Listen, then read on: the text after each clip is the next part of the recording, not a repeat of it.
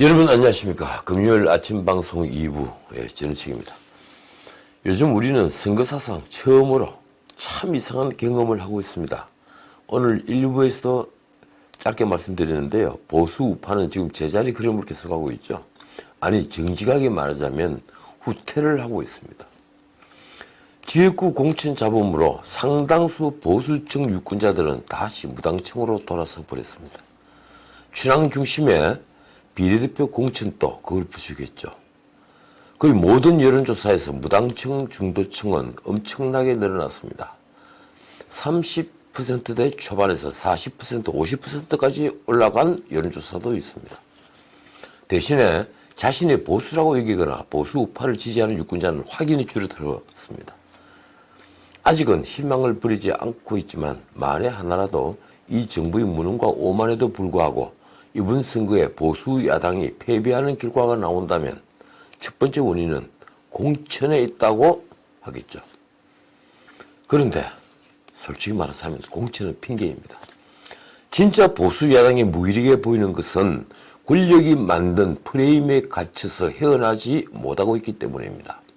지금 민주당과 이 정부는 지난 3년간의 무능과 오만을 모두 듣고 있는 중이죠. 감염병 사태가 모든 실정을 다 덮어버리고 경제와 안보, 외교 등에서 보여준 권력의 일방 독주를 오히려 불가피한 과정으로 보이게 했습니다.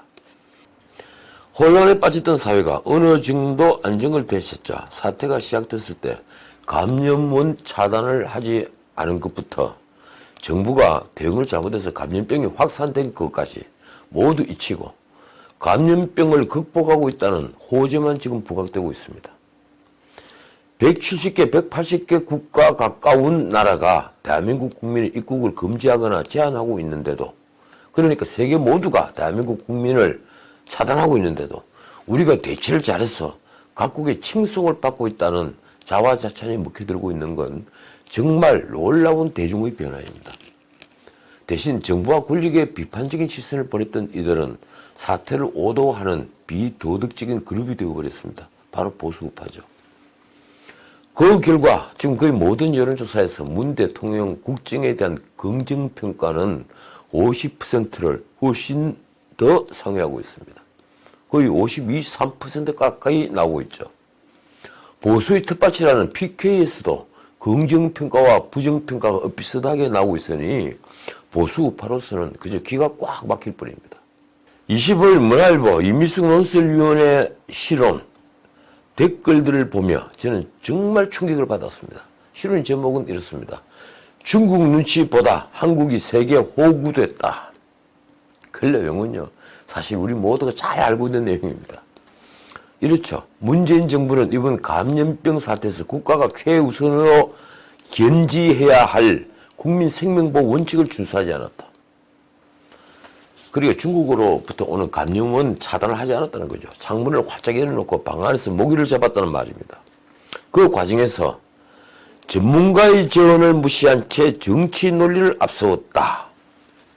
중국의 어려움이 우리 어려움이라는 문 대통령의 레토릭, 시진핑에게 한 말이 바로 그 정치 논리입니다.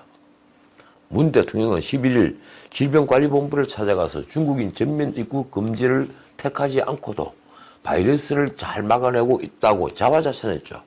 그러면서 세계 각국의 한국인 입국 금지 조치에 순응하는 속수무책 외교로 일관했다. 그런 무언식으로 국격은 추락하고 있다고 한 이미숙 위원의 칼럼은 어디에도 반박할 곳이 없습니다. 그런데도 그 칼럼이 나가자 그 아래에 달린 댓글들, 비난 댓글들이 넘쳐났습니다. 입에 못 담을 욕설이 마구 쏟아졌습니다. 문 대통령의 리더십을 발휘해서 이처럼 안정이 되는 것을 폄하했다는 거죠. 삐뚤어진 눈이라고 얘기합니다. 그런 비난은 이른바 열렬한 지지자인 문빠, 대깨문이라고 불리는 사람들만이 아닙니다. 그런데 사실이 그 실험과 같다는 건 우리 모두 잘 알고 있지 않습니까? 감염원이 조기 차단됐으면 아마도 우리 확진자 수는 지금보다 훨씬 적었을 수 있겠죠. 많아도 2, 3천 명으로 줄일 수가 있었겠죠. 그런데도 문 대통령 찬양하는 이들 중엔 보통 사람들이 더 많습니다. 그들은 문 대통령이 트럼프로부터 감염병에 관련해 지원 요청을 받았다는 사실에 매우 뿌듯해야 합니다. 애국심이 발동된 거죠. 신문을 보면 일본을 비롯해 여러 나라가 미국의 협조 요청을 받았는데 친문 세력은 오직 문 대통령만 특별한 요청을 받았고 감염병 진단 시작을 비롯한 그런 요청을 문 정부의 성과로 포장하고 있습니다. 정부 홍보 채널인 KTV는요, 23일 전 세계 수반들이 문 대통령을 찾는다 하는 영상을 올리기까지 했습니다. 24일 트럼프와 문 대통령의 23분짜리 전화통화가 공개되면서 문 대통령은 이제 외교의 신으로 거듭났다면서 칭송받는 지경에 이르렀습니다. 놀랍지 않습니까? 트럼프가 문 대통령보다 훨씬 긴 40여 분간을 아베 신조 총리와 통화했다는 사실은 그쪽 진영에서는 어느 누구도 말하지 않습니다. 청와대는 트럼프가 우리 의료장비에 대해 미국 식품의약청 FDA의 승인을 약속했다는 상세한 사실을 TV를 통해서 전달을 했지만 막상 백악관 보도자료에는 그런 사실이 쑥 빠져 있습니다. 기자들이 백악관에 확인 요청을 하자 백악관은 답하지 않았습니다. 어제 열린 G20 정상들의 화상회의도 그렇습니다. 청와대는 이번 G20 회의가 문 대통령 제안으로 이루어졌다며 역시 자화자찬하기 바쁩니다. 그러나 어제 외신은 이렇게 보도했더군요. 사우디 살만 국왕이 지난주 G20 개최를 각국에 요청했으며 날짜도 사우디에서 정했다. 특히 G7 국가의 정상들은 이미 지난 3월 16일 화상 정상회담을 했습니다. 10일에는 EU 정상들이 화상으로 정상회담을 했죠. 15일 심지어 인도가 주축인 남아시아 지역연합이 화상회의를 열어서 전염병 대처 방안을 논의했습니다. 그런데도 지금 청와대는 세계의 감염병 대처를 문재인 대통령이 주도하고 있는 것처럼 자화자찬하기 바쁜 겁니다. 문 대통령이 주재한 비상경제회의도 마찬가지입니다. 대통령이 돈을 100조 원 푼다고 하니 그 돈이 어떤 방식으로 지급되는지 어디서 재원을 마련하는지는 아무도 상관하지 않습니다. 다만 나에게 얼마나 혜택이 오고 언제 그 돈을 주느냐 하는 문제에만 몰두하고 있죠. 그러니 막상 실망한 사람들은 돈이 필요한 자영업자, 소상공인들입니다. 정부가 소상공인 등에게 약속한 기업 경영 안정자금은 복잡한 절차 때문에 이제 그림이 떡으로 지나가고 있죠.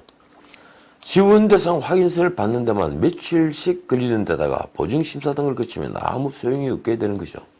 어제 조선일보는 한면 가닥이 은행과 신용보증기금에 매달렸지만 허탕만 친 서민들의 울분을 전하고 있습니다.